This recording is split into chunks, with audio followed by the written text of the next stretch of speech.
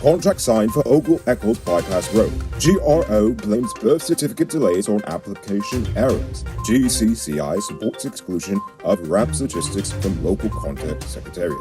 And today's history profile, Ashton Chase, a silent founder of the PPP.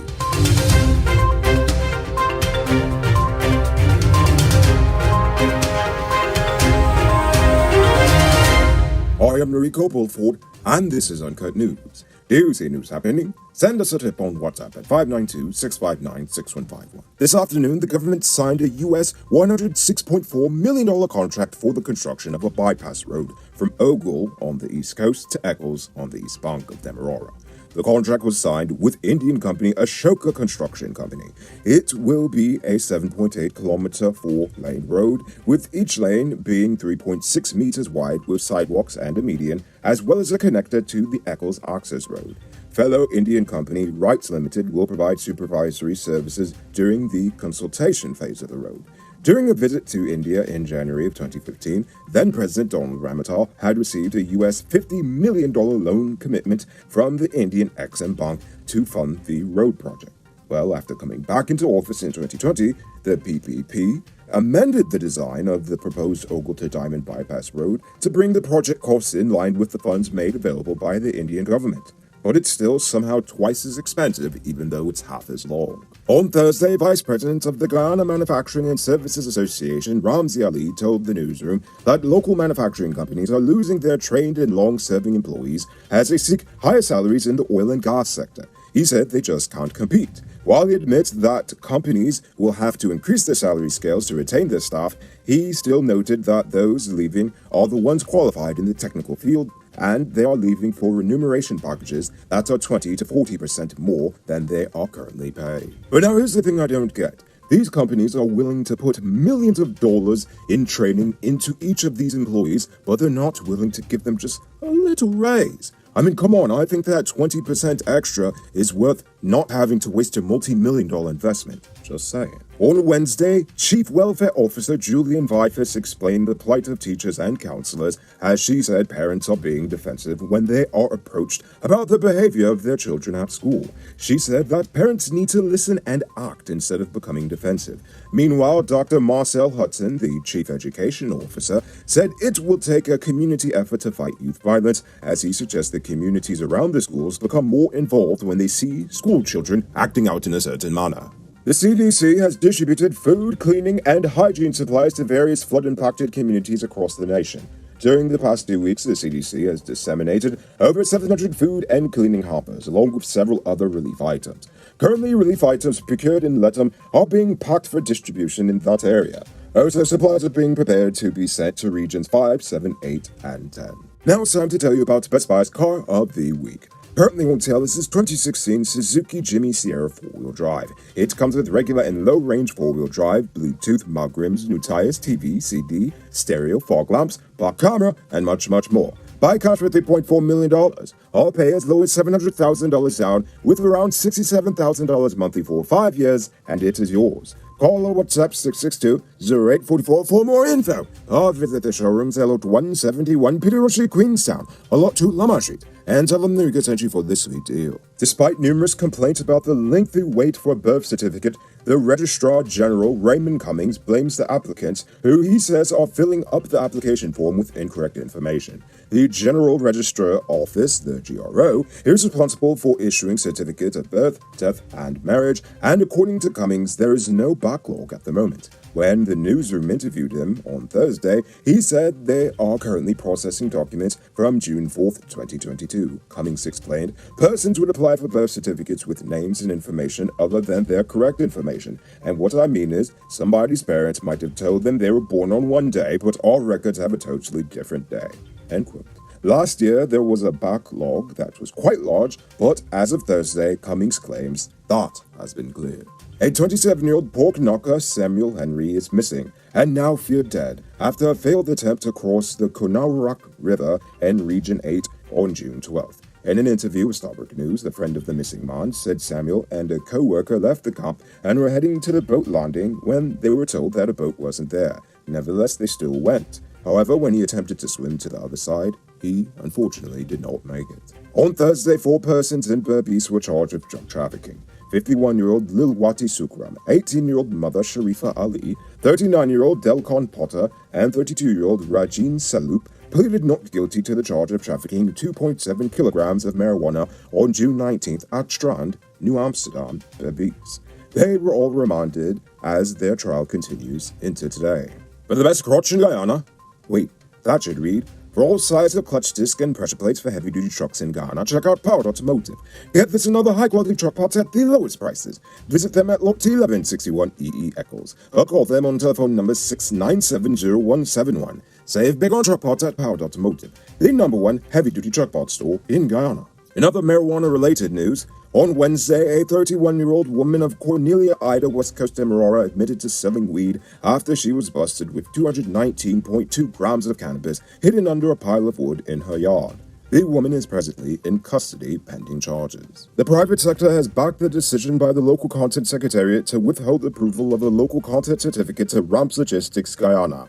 However, the company said the decision has put some 400 jobs at risk and also has the potential to significantly slow down the pace of business regarding oil and gas support in Guyana.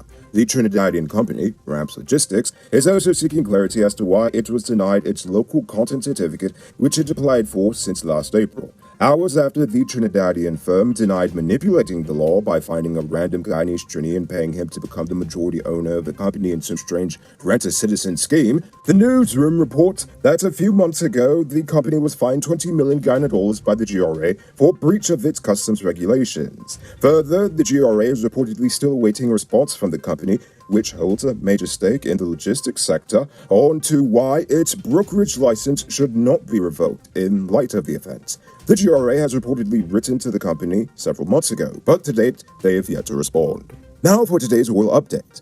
The government of Guyana has asked the High Court for more time to seek expert guidance on how to respond to Glenn Law's case on the extensive tax waivers the government gave to Exxonmobil.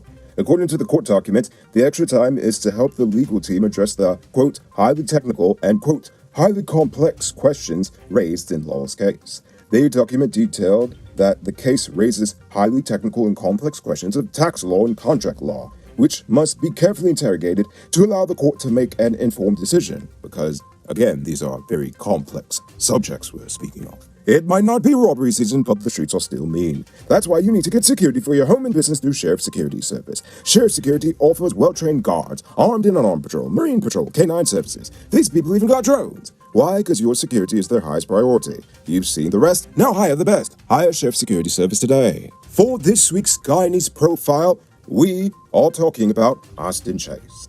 Ashton Chase was born on July 21st, 1926 in Georgetown. After graduating from secondary school, he joined the British Guiana Labour Union and served as its assistant secretary before his entry into colonial politics. He later became a founding member of the Political Affairs Committee. The PAC sought to analyze political and trade union social development using political education as a major tool and to mold and form political opinion from the perspectives of scientific socialism.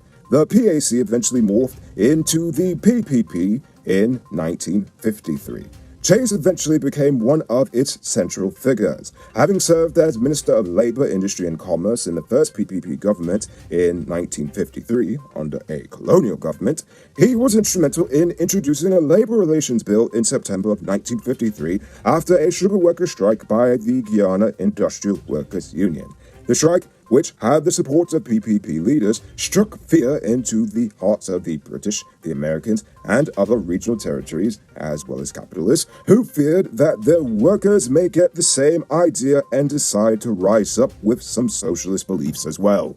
In response, the British kicked Chase and the rest of the PPP out of colonial government and suspended the Constitution in October 1953. So, Chase decided that it was a good time to just leave the colony for England in 1954, where he earned his law degree from the London University in 1957. Years later, he returned to Guyana to serve as a Member of Parliament under the PPP from 1964 to 1968, after which he never held political office again.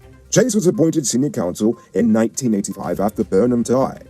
He had a long-standing beef with Chase, so he refused to give him the spot while he was alive. In 1991, though, he came out of political retirement to be the consensus presidential candidate in the 1992 general elections. However, he lost to Dr. Jackson and the PPP. After his retirement from politics, Chase published several works on trade union law in the Caribbean. Today, he lives a quiet life at home and will be celebrating his 96th birthday next month, July the 21st. And that is the story of Ashton Chase, a living piece of Guyanese history. So don't say we didn't give him his flowers while he was still alive. Now for our Uncut News Views Poll question of the day. Last night, I asked how can we improve government transparency. Mark Watson says, no matter who's in government, for true transparency, the opposition must be involved.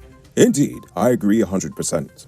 Rob Peters says public records is just that, for the public to see for their peace of mind. Without that, you will always have doubt. Indeed. And finally, Navin Singh also agrees to having a website to publish all government documents for this government and every government afterwards. Before we get to tonight's question, you can multiply your cash by selling digital top-up. This is a legit way you can earn some extra money at your business or to supplement your current hustle. Become a top-up vendor quick and easy by linking with Cellular Plus. Call them on telephone number 685-3109 for more info. Rob's Logistics says that it should be considered a local company because it sold over 51% of its operations to a man living in Trinidad who is of Guyanese grandparentage. How do you feel about such arrangements being done? Do you think it should be allowed, or do you think it is unfair? I want you to think about that question. Tell us in the comments below. If your response is good enough, we just might feature it in our next episode. Anyway, that's all the time we have for tonight, and check us out on Monday for another. Until then, I'm Rico Bulford saying have a great weekend. And as always, don't drink or drive, or you'll end up on Monday's episode the hard way. Ha-ha!